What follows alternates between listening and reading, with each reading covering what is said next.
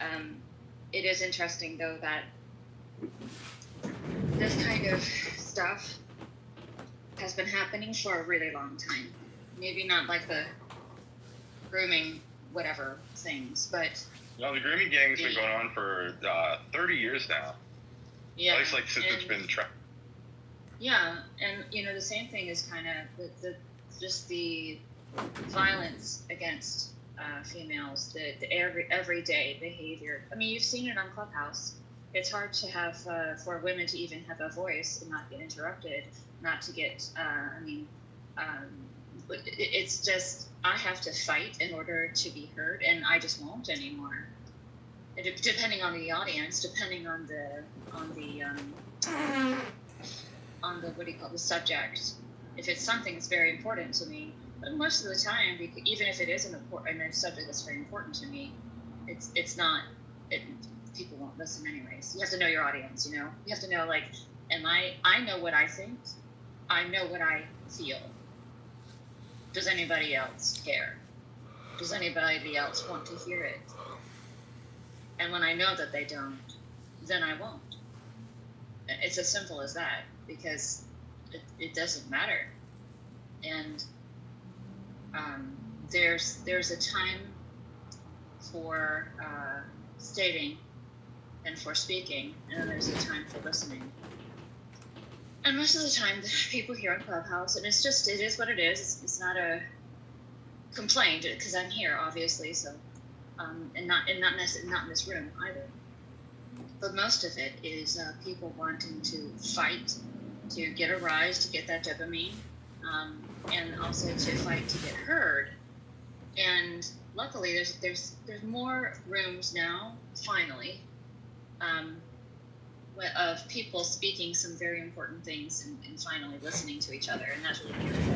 And there's a whole lot of other ones that are fighting and that nonsense, and people like that, because everybody. It seems that a lot of people really love the Jerry Springer stuff, so that's always going to exist. But yeah, and I'll close this so I don't drone on. That there's everybody who makes decisions, like everybody in this room who's made a decision today to support women. It's very appreciated. It's appreciated too, because the fact is that I'm going to go ahead and say we, because almost every woman I talk to, they just get tired of having to fight so hard to talk, just to talk and to share their perspectives, and it's valuable, and it's getting lost. So, the fact that there's others who will support them, and I'm not saying like support without reason, like absolutely criticize, absolutely question, things like that, but to just outwardly shut people down just because you don't like, that happens on the daily. Thanks for letting me talk.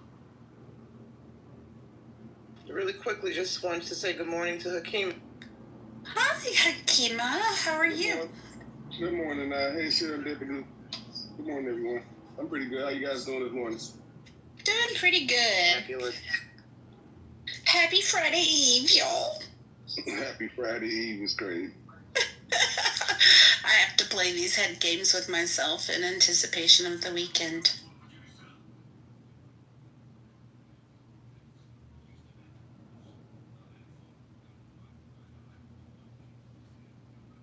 Yeah, everybody here, I hope you heard that. Oops. I hope you heard that. Just thank you, everybody. Just thank you for supporting the women and everybody, and the fellow men who are willing to listen. It's just thank you. I mean, Kristen, I'll be honest, I go into other rooms and, I'll be obnoxious as fuck and like talk over people and stuff like that, but I mean, I highly respect the moderators in the room, and, I know how to act and, behave when I'm in a room where, like, this kind of stuff really matters. So I think that's kind of kind of it, you know. I mean, I'm here to learn more than anything, to be honest with you, and I learned a shit ton in this conversation. I had no clue. I mean, I heard random things. I didn't know really what they meant. I never really looked into them, and you just explained a lot to me. I thought it was super helpful. George, I sent you an invite. I see your hand raised.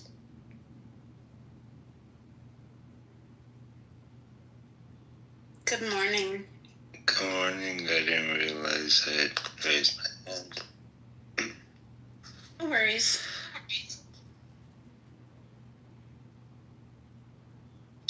Yo, AI though. She's GPT-5. It takes you places. It's a good teacher and a good learner.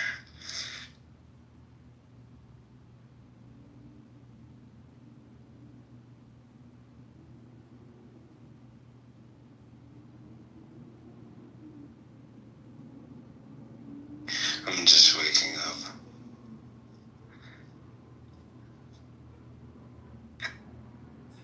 So how are you doing, Hakima?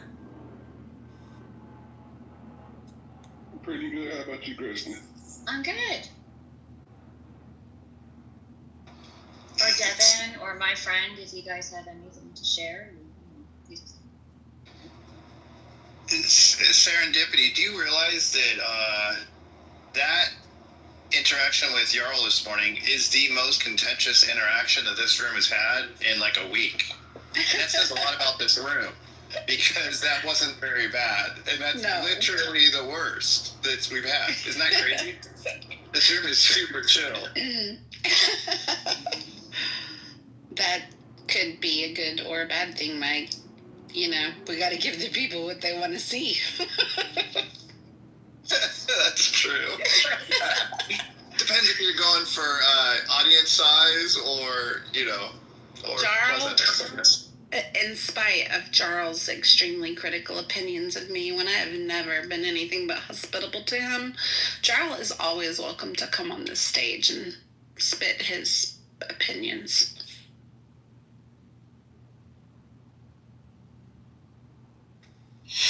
I just wouldn't leave it at melanated people. It is in playing the same role or different roles on melanated people. So I appreciate Nye putting herself out there and stating such a thing. But I want to push back on that, so to speak, because I definitely hear white people supporting idiotic ideas. So I just wanted to add that. Well, thank you, Devin. I'm not sure what you were referring to, but when I said brown-faced people, I was specifically referring to the groomer gangs in the UK. As far as I know, according to the media, these are white folks harboring these girls, and I'm not saying that white men or white people aren't, and we don't have our criminals in the sex trafficking and rape area. I'm not saying that. I'm just saying the UK and the UK media has specifically noted that the groomer gangs are these immigrants, and these immigrants are just so happen to be brown-faced folks from, Muslim countries and African countries. But I think the groomer gangs specifically are these kind of Arab Muslim types. I guess it's just the last person one interacted with, which leaves an impression. I hear white people recently say pretty, it's basically leftists that I find supportive of these things. I mean, most of the population must have elected these people to government, and many of them, most of them, I don't know what the population breakdown is in Great Britain, but a substantial portion of white people voted people into office who tolerate these crimes. I think the African American community has been voting leftists for decades, as far as I understand, by huge margins. that, but nobody here is that stupid to fucking, hey, let's start covering this up. It's like a cultural issue. This is not a debate. It's not about race. It's not about the color of the skin. It's about what kind of culture are you accepting in your fucking country. And it's disgusting that we're not saying, hey, let's prosecute these people. The UK signed into a stupid treaty in the 1960s that prevents them from being able to deport any of these people. So that's part of the bigger problem. That Germany and all these other countries that fucked around and found out because they were colonists and imperialists. It's like, hey, you fucked around. Now people are saying, hey, you have to really have a sense of responsibility. You have to give back to those societies, help those people. Well, you keep bringing in the wrong kind of people. You're not really doing background checks. You're not really doing any of these things. And it's just because you feel guilty. You should be responsible not only to the people that you've displaced around the world, but to the people that you have a responsibility to in your own country. And it's a shame because a few years ago I wanted to work in fucking England, but this kind of shit just kept coming up, and I was like, okay, you know what, this is not really the kind of place. And it's like a bank wanted to pay £400,000 for us to go work there, and it's like, no, I'd rather not. I'd rather not go work in the fucking UK because it's disgusting like that. And I'm not saying the people are disgusting. I'm saying the culture has collapsed. And you no longer have safety. You have people being harassed, and like that little Scottish girl, that little fucking Scottish girl who's like, yo, I got a knife and a little pickaxe. When it comes to that, that's when I've had enough. That's fucking I know, man. I know. I moved here 3 years ago. By the way, if you had gotten a $400,000 banking job, the amount of taxes that you pay, you'd probably walk away with about $180,000 a year. It's like fucking insane how much they're taxing people on like variable rates. So if you like earn more, you get taxed more. It's like, but it's like insane amounts of it. It's fucking crazy. But yeah, that little girl. I mean, it's gone so viral that like the UK can't like cover this up anymore. They've been trying to cover it up for years. Their whole narrative is falling apart. And I mean, did you hear about the Lucy Connolly woman who like went to prison for like a longer term than like literal rapists in this country because she said, for all I care, like burn the hotels down or whatever on social media? Like that case is obscene. Got sentenced to prison for like 31 months and rapists are getting out like in 24. It's a completely backwards, fucked up system here. And we're just looking to get out now. My wife and I are trying to get, we have an infant daughter. We don't want to be here. We don't feel safe with our daughter growing up here. I'm just interjecting real quick. Hey, Io and Dr. J, welcome to the state. Yay!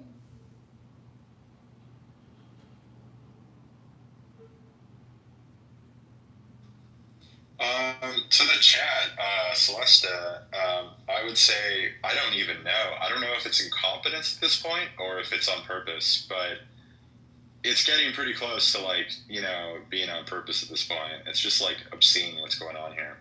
And I mean, this is the thing, is the British people are at the end of their rope. They're not taking it any longer, and this is why we have like nationwide protests every week. I mean, if I don't mean to go back on the grooming gang things, but there was an independent report on it saying that there are actually, instead of 50 towns and cities affected, it's actually closer to 85 after they investigated it, and that they're still ongoing. They haven't been tracked down. They haven't been prosecuted. Most of these guys that have done this they're still active in tons of regions. So the police don't want to do anything about it, and this is why the people in the UK are just like fucking done. And this is why I'm getting the hell out of this country because, this is the most inept thing I've ever seen in my life, and yeah, it's crazy. Ewan, I have a question for you. So you mentioned that the Conservative Party in England, that AOC would fit in nicely, and that's how liberal it really is kind of skewed there. Do you think that can you correlate that with the idea that America is obviously on a pushback toward hyper-liberalism and, extreme liberal politics when it comes to like fighting back on transgender agenda and like the goofy stuff that politics have taken us to in America? So we're on a trend of fighting back against that. Would you say there's a correlation between where extreme liberal politics could take us in the United States and what London is seeing today? I think that the UK, the people that live in the UK are actually overwhelmingly conservative. So that's like the weirdest part. Like the Labour Party, when they got voted in, they got a majority government, but something like 19% of the country voted. So only 19% of the country gave them the majority.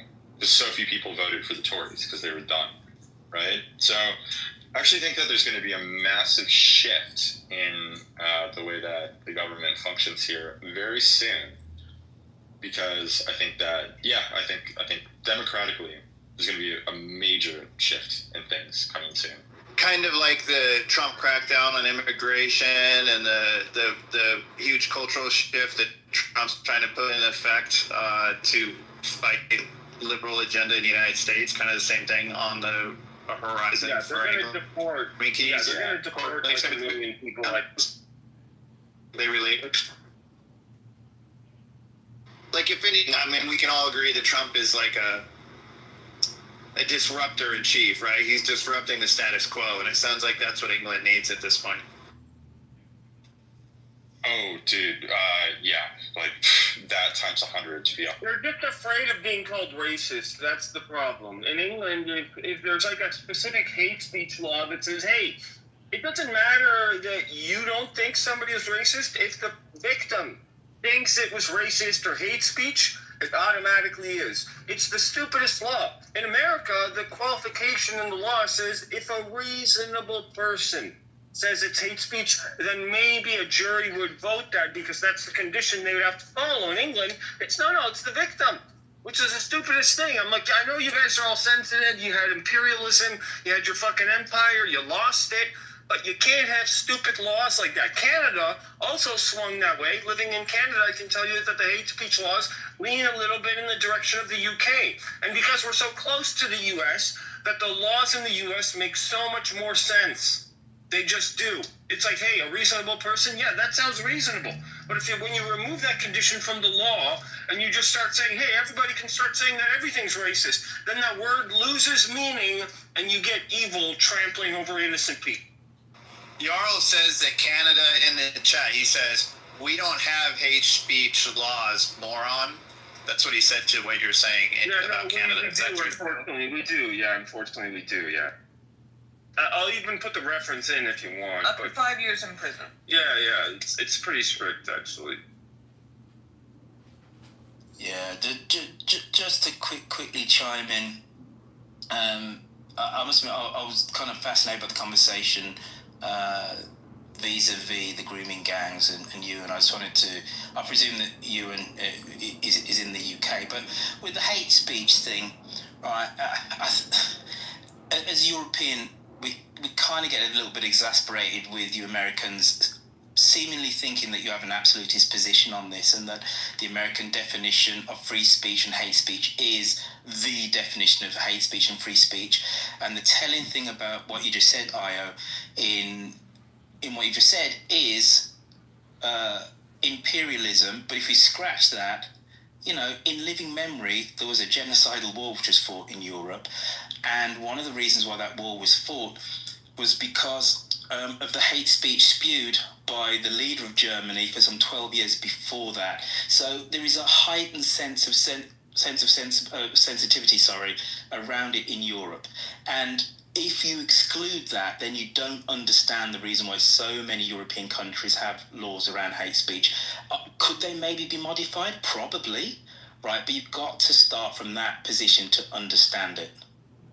I agree. And if you compare the rape statistics of the year 2000 to the year 2023 and look at countries like Poland, UK, Germany, and France, I don't know what the fuck Poland is doing. I come from Poland. I'm a Polish Jew, so I agree with everything you're saying. Like, I don't tell Polish people that I'm a Jew because it makes the whole fucking conversation awkward. But yes, I agree that there's very, very bad things have happened in Europe, even in recent memory, even in the collective memory of people. But there's something to be said about, hey, when children are being raped at a disproportionate level, then something needs to happen. Either the laws need to change or England needs to leave the treaty that says, hey, they're not going to deport people even if they're criminals. That's my contention. Okay, That there is a law, a provision. I'll give you the provision in a second, but if you can comment on that, that would be. Okay. Well, I think you're slightly conflating two things. I don't claim to be any expert on the issue of the grooming gangs in the UK. I'm no expert, so that's a big caveat I'm throwing in at the start.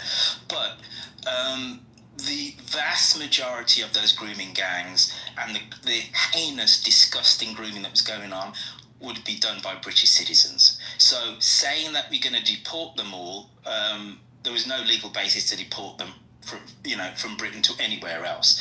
Has there been some isolated incidents of relatively recent migrants raping girls in the UK? Yes, but the vast majority of these grooming gangs, which has been going back for some 20 years, when I forget which newspaper first uncovered the systematic patterns that were happening in these northern towns, they're all of British citizens of a certain ethnicity, I will grant you that, and a certain ethnicity of a certain religion in a certain specific bit of a certain country. It really can be narrowed down, but they were British citizens. Royfeld, before you were in the room, Ewan was talking about the those rape gangs and the grooming gangs, and he said he believed that the reason the government has enabled them for so long is that liberal politics have gotten to the point where they are more worried about being called racist than they are about protecting the safety of children. What do you say about that? It's a more complex question than that. Again, I'm no expert on this, but the first time that this, again, disgusting crime kind of came to the public fore was about 20 years ago. I think it was the Times newspaper that first reported on it. There were lots of local newspapers that were reporting on it, but it was suppressed by some bits of local media, and then it didn't quite make the national media because of certain sensibilities, because the pattern around this was a certain ethnicity, of a certain religion, of a certain specific bit of a certain country, and people were what is that? some people were uncomfortable about that. What is that? What is that population? Like the certain bit. What is that for those? Pakistani Muslims, I think. Yeah, but it's more specific than that. They're from Kashmir. It's even a specific. Yeah, it's Kashmir. Okay. It's a specific region of Pakistan, and because of certain local community leaders, etc. These people.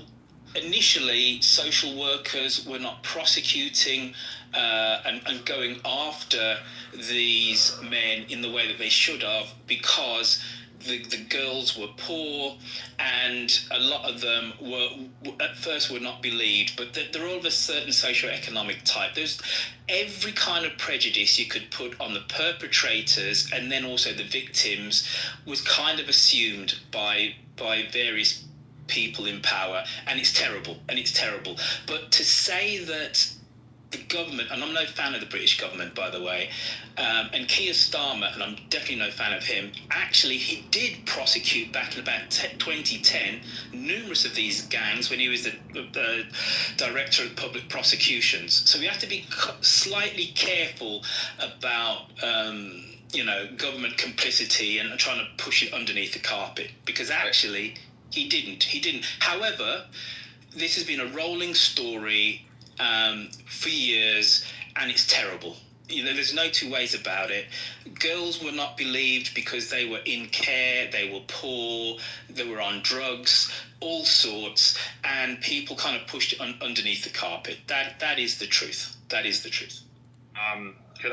So, Rochelle, I think that you are, I think you're correct. I think we have to be very careful about this.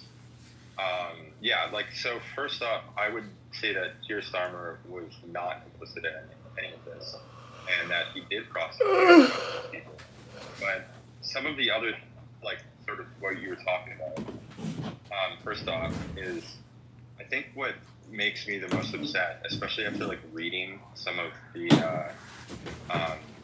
I guess, like, social workers' write-ups about this is that they weren't calling them, victims of, like, underage child rape. They were calling them child prostitutes in the write-ups, which I think is disgusting. I think it's, like, crazy that that was the normalized language.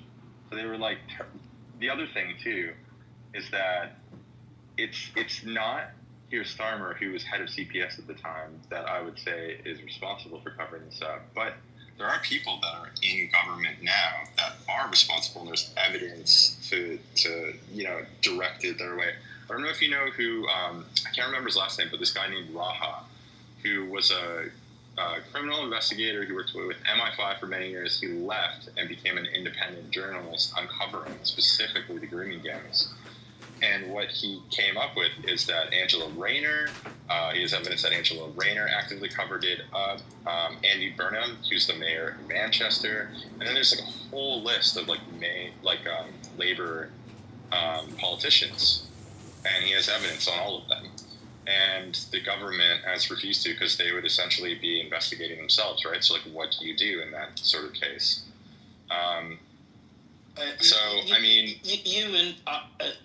My massive caveat in this, and I said it at the start, is I'm no expert in this, and you seem to know more about the detail. One person's cover-up is another person's just benign neglect of an issue. But this, both sides of this can be true at once, in that this thing has gone on for 20 years, and every 3 months there is a case, and you just insert another British town where taxi drivers in effect have created this grooming gang. It's always around kind of taxi drivers as well. And on the other hand, it can be true also that actually we've been talking about this for 20 years, almost 20 years. So cover-up isn't quite the right expression. But there's been no national investigation into this, and it's actually, they've traced 85 towns and cities now with an independent investigation that just released documents like yesterday. So I would say it is covered up. It hasn't been investigated. Well, again, I defer to your wisdom on this, but the very fact that the first case got to the national press in about 2007 or something or another, and people were prosecuted back in 2010, says to me slightly otherwise. But I take your point about a joined-up investigation that looks at the national-wide patterns of this and who was where when these cases came to their desk, and people were prosecuted, but the systematic failure of social services, but also the police on the ground when the first complaints were made in various cities, and what we can learn from that. All right, so I think the two opposite things can be true. It's not exactly a cover-up. However, there are things that we can learn and we should learn, and maybe a nationwide investigation which looks at all these instances, will pour some light onto this disgusting episode.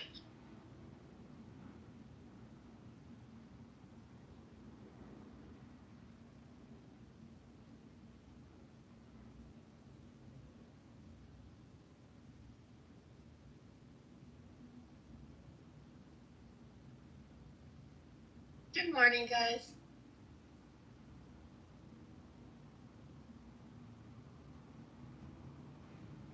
This is content serendipity. We're creating content. Good for us. Good morning, Holly.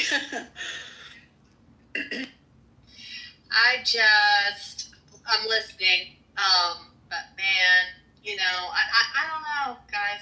I don't know where to go. I feel like, are we safe anywhere anymore? I don't know. Sometimes. Is America, should we all just get the fuck out of here? Well, you're safer from sexual crimes in America than you are in England, and you're safer from gun crimes in England than you are in America. Well, I'd rather be raped than my children be killed at their school. I'll say that. Oh, well then America's perfect for you. No, I'm sorry. England's perfect for you. I'll It's backwards. Backwards. You need to move to England. I know that's fucked up, but I'm for real. These are the questions now, right? Like, where do I want to live? Do I want to get raped, or do I want my kids to get killed in school? You know, it's crazy because the little girl who was like, hey, stay away from my sister, she's only 12. She got arrested. Not the guy who was calling them sexy, but the girl who was like, yo, stay away from me. So this is weird that we're taking those kind of priorities. Like, I want to ask really hard questions, but it's like, hey, there's a lot of details there. The parents of the girl are saying one story. The news is saying another.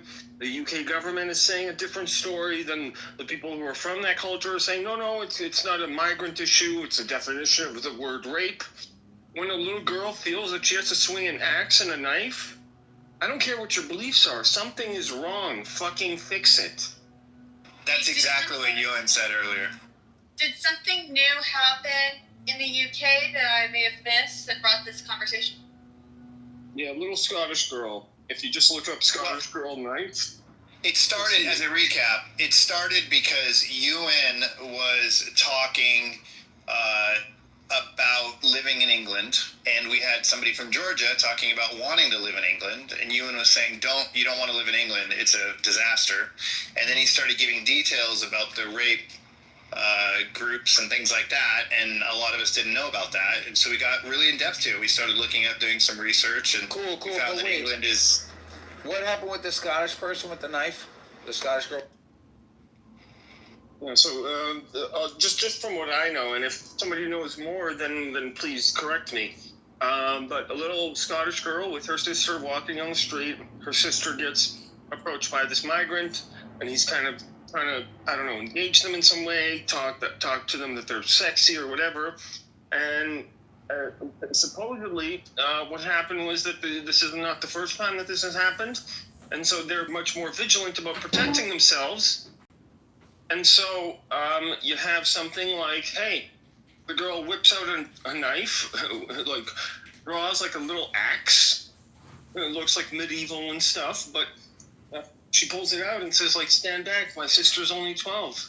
Leave her alone, kind of thing. And then the guy keeps going, and really don't know what happened after that. The kind of video cuts off, but apparently one of the girls ended up in the hospital, according to some reports. Now, it'd have to be confirmed, but that's kind of like where we're at, that there's this, hey, migrants take priority because we can't be racist. Seems to be the story. I'd like to be wrong. I don't think, listen, I'm going to check out of this conversation because I fully appreciate that, you know, there's no two ways about it. This terrible grooming gangs thing did happen in the UK, is probably still happening somewhere, and we need a root and branch torchlight on it as to the reasons why things got so bad. But, you know, if the conversation started with don't go live in Britain because you're going to get raped, you know, it's like, come on now, right? And, you know, I'm proud to say that I come from somewhere which has free universal healthcare, right? Which has, and for somebody who, I loved my time in California, lived there for 9 years, I think we have a better work-life balance than in America. We have a low overall cost of living. You know, I could go on. America's a wonderful place, right? But if the conversation started, well, you know, you're going to get shot in America or you're going to get raped in Britain, you know, it's like, you know, we should all be a little bit more adult and a little bit more nuanced with our conversations. And again, I am not saying that Britain is perfect by any stretch of the imagination. But anyway, thank you for indulging me and letting me on the stage. The conversation didn't start that way. That was my sarcastic commentary 3 minutes ago. All right, Mike. The conversation started by Ewan giving us actual facts about what's going on over in England, which sounds pretty fucking messed up because we pulled up some statistics and saw that the UK is the top of the entire world of countries for amount of sex crimes, and it used to be Sweden. The UK is doubled Sweden in the last little bit of time, so it seems like it is a very serious problem. And, whether or not we want to talk about it, it has political implications based on the liberal politics that have allowed, apparently, it sounds like a government to largely turn its nose to some serious issues because it's afraid of the political implications of being called racist, which I think is a fascinating concept because the United States was kind of heading that direction. And Trump disrupted a lot of that by saying, you know what, our liberal politics are going a little bit too far. We can't have men and women's sports. We can't focus on transgender issues as a number one priority. And, not every white person is racist when they call out statistics. Hey, Royfield, question for you. Are these the rape gangs, are they happening in Ireland?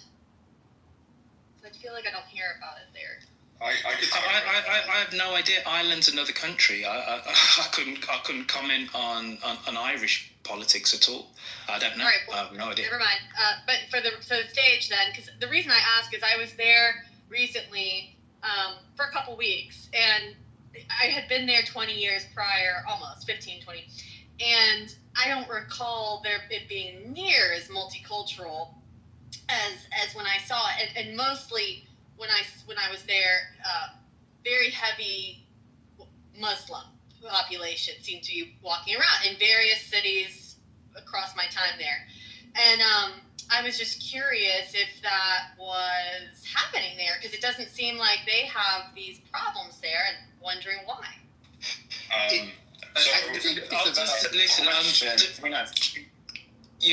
I'll just quickly answer you, Holly. Then I'm gonna bounce out of the room. Immigration into Ireland is a relatively recent phenomenon. So if you look at the mass migration of people from the island of Ireland, it's the potato famine in the 1840s, and Ireland has been a net exporter of people ever since. The population of Ireland, this is kind of from memory, so don't exactly quote me on this, but the overall direction of what I'm about to say is going to be true.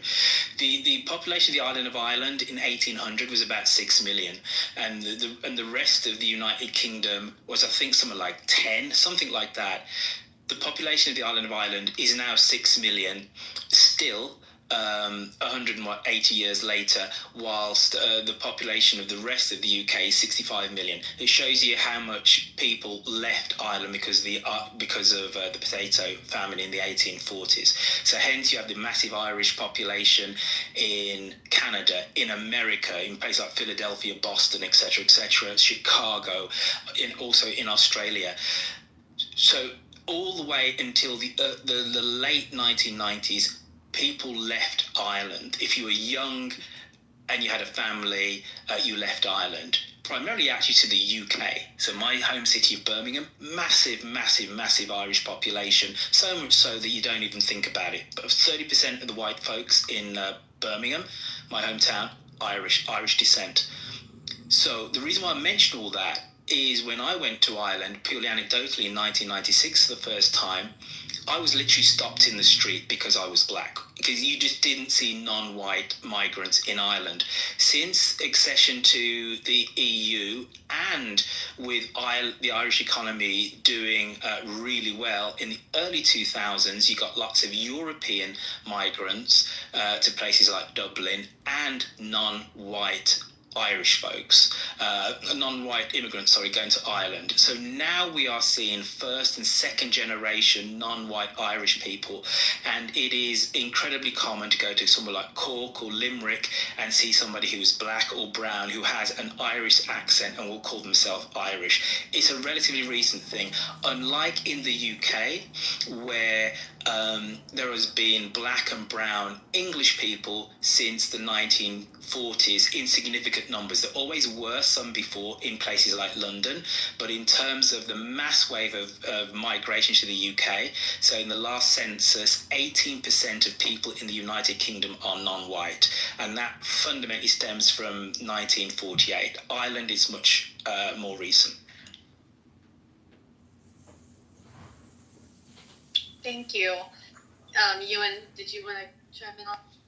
Oh yeah, I was going to agree with Royfield. I think like what's going on in Ireland right now, from what I've seen, is that because Ireland is still part of the EU, like the Republic of Ireland is still part of the EU.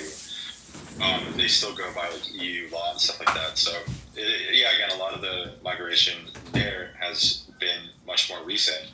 But I mean, this is the other thing too, is that some of the issues in Ireland that have been arising has been illegal migration because they're part of the EU and they have to run by the ECHR, the European Court of Human Rights laws. There have been issues where they've been setting up these like huge migrant camps like all over Ireland.